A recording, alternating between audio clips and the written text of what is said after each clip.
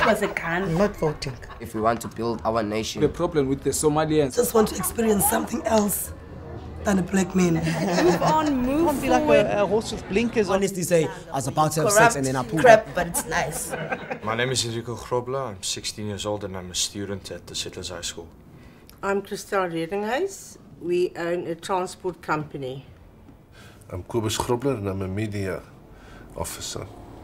My name is Werner Schweller. I'm an ANC councillor of the city of Cape Town. My name is Ulrika Hannekom and I work at a laboratory that does stem cell storage. I'm Karen Grobler. I'm a housewife. Our children are at Stellenbosch at the university, and they say there is no cultural mix. She is seen as an outcast in her class because she talks to the coloured students. And she said it's amazing the apartheid and negative feeling between the two cultures. And she wasn't brought up like that. And now she comes there and she said it's scary to see the hatred between the different culture groups. And that's scary because it's the next generation. Where we grew up, in the old Tiervlei, her husband, I met him after 30 years when I was in 1977 in matric, and can you believe it, I met him now again after that many years in 2010, Mani, Redlinghuis. Now Mani and them were staying in that heavy apartheid years. They were staying near the old DF Milan airport. It was called the DF Milan airport. They were farmers there. They were I think, milk farmers, in milking, you know, and that. They were brought in by bus in the morning to the schools. They also, at that stage, there was a nice mixing of cultural groups and that. But suddenly something went wrong, and you know, we all know with the movement of people which was taken out and that. So really, that's why I, like Christel said, I can believe it. The children wasn't brought up like that. But now, like she said, she must face this in Stellenbosch. When my son went to school, the pre-primary school, his best friend was Lunga. And I can't remember his surname. And when he went to primary school, there was a good mixture there at that school. And then it started changing all of a sudden. If you page through the yearbooks, it became rather lily-white. And then we took him away from that school. And we came to Boston. The school is just opposite my house. You can come and see any day.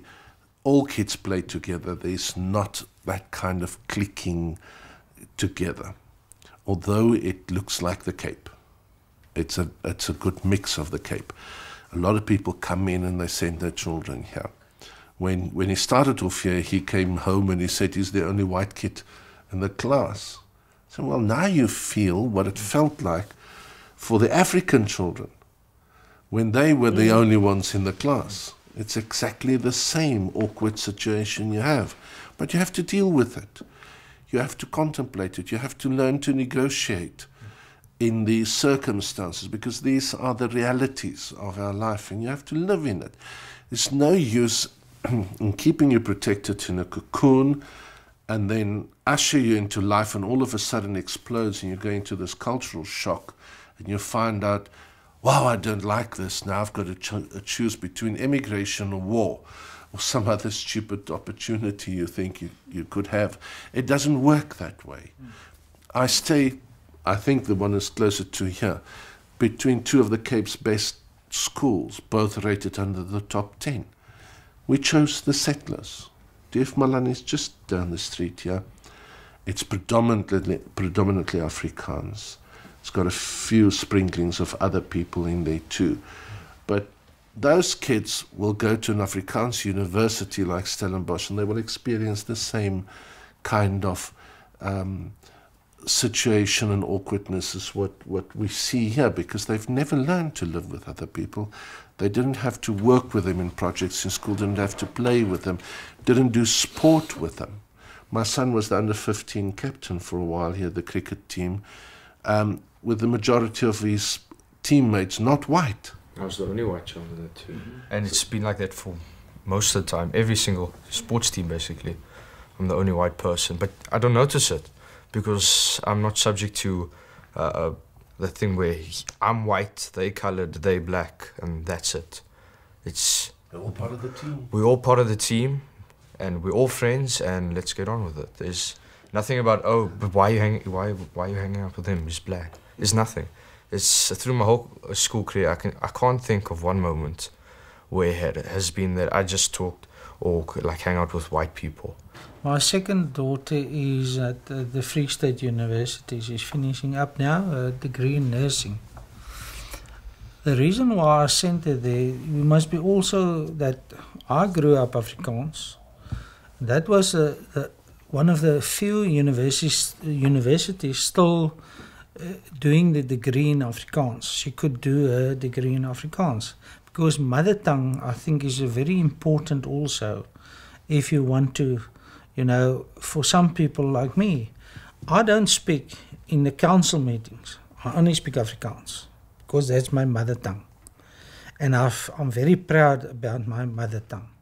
I go to Settlers High School, which is a predominantly coloured school. And what you hear from the children is that Afrikaans, generally they don't like the subject. They think it's a dying language. They think it's not useful for the future. But actually, if you look at it, the Afrikaans marks are higher than the English marks. Because at home they speak Afrikaans, they don't speak English.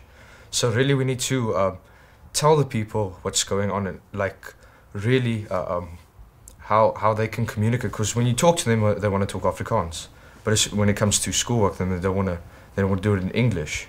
I was the DA Secretary General. A lot of thought went through myself is of what is the way ahead of us. Can we go with this into the future of the new South Africa?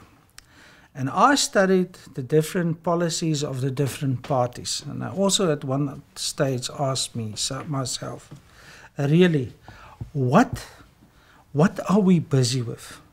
Are we building a new future for our kids? Or are we trying just to keep a certain province or what? Because if you on the national field, you must play national. You can't just, and it was the same problem at one stage with the National Party. We had the control of the Western Cape. You can play around and you can fool around a lot, but at the end of the day, it's at national where the decisions are taken. And if we want to go forward, and my Damascus came when I said to myself, listen, what is in this for my kids? What is the future for my kids?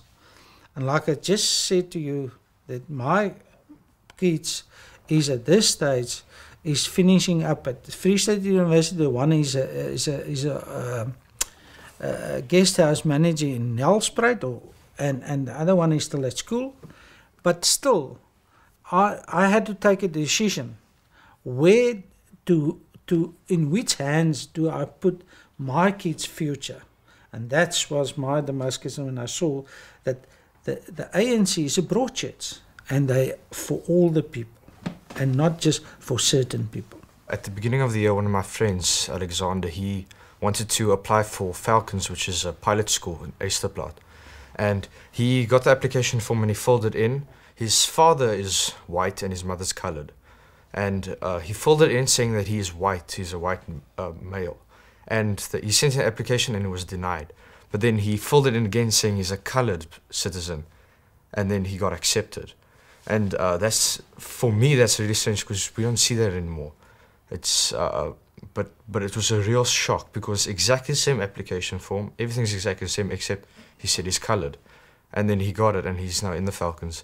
And he said there are no white children there, he's the only one. Which makes you think that we are being subject to these things so young. And it's almost like we're being brainwashed. In the Western Cape, they make this province an elite province. And the people moved from the other provinces to the Western Cape to be like we stay white. And nowadays there's so a lot of blacks and coloureds, and there's a huge community nowadays in the Western Cape. Now I think the whites are very shocked with all the blacks and the coloureds, and they thought I moved from Joburg to Cape Town, and now that will be a white country, and it isn't. The Western Cape isn't poor white or white only, but I think the younger people, they see the reality that you must fight for your life here. It's not whites only. You must stand up for against the other colours and the other communities. Our parents taught us, you go into a job, you don't resign. You don't do something else because you work your way up in government or in one of these post office or whatever. And then you get a nice pension, you get your medical aid and all that. So we had to learn to teach our kids not to do the same, because, I mean, then they're doomed. They have to do something for themselves. And like Christelle said, they must fight for it. And in the end, they will get, what they deserve. If their qualifications are good enough or better than somebody else's, they will get the job. If you work and you make yourself useful, there will always be a need to employ you or to give you an opportunity. And it's not just about students; it's also other entry-level work and questions for young people. I had a first-hand experience where people came to me and said, well, I'm so worried about my son. He's applying for this and they only take so many. And in the end, got it flying colours because he was working, got it on his own. So it's not just a question of giving somebody a leap start. It's a question of competing and making the best of that race, and not ethnic race, but to make sure that you train well and you do well. And that brings out the best in people. So yes, you may be required to run an extra mile or to work a bit harder, but that doesn't kill, does it? Our children are not scared to stay here. We're not scared to stay here. According to us and them, there's enough space for all of us, black, white, even Zimbabweans. We must just learn to live with each other. And our children have no intent to leave the country. They want to stay here. They see themselves as South Africans and quite happy, and they see a future for themselves here. They want to be here. They don't want to leave. And they're very positive. The one is actually going to start her own business now. She doesn't want to leave. The other one is still in school. She will also stay here. My dream is to get into a university, a really good one. I'm thinking studying geology or geophysics. That's really interesting to me, and I'm liking that. And later on in my life, I'd really like to travel. My dream is to contribute to my country as much as possible and to make my country good for my children to have a successful career and a happy life in South Africa. If I can leave this world and country and it made a better place for my children I can't see, the great-grandchildren, then I'd be happy. My dream is to see South Africa really united. And what I mean by united is all the races in South Africa, that they stand together and that they will fight poverty and they will fight also HIV and all this, that we can be united around that theme, that we can have a better South Africa for the future of our kids, for everybody, for all of the people. Like the Afrikaans people would say, sit on the stoep and have a happy old age with everybody happy and united and just peace and also see a lot of the country still. I haven't seen every little dorp, so I'm hoping somebody is going to buy me a 4x4 so I can travel on the roads that you can't get to. My dream is to be a good mom and a wife and a friend.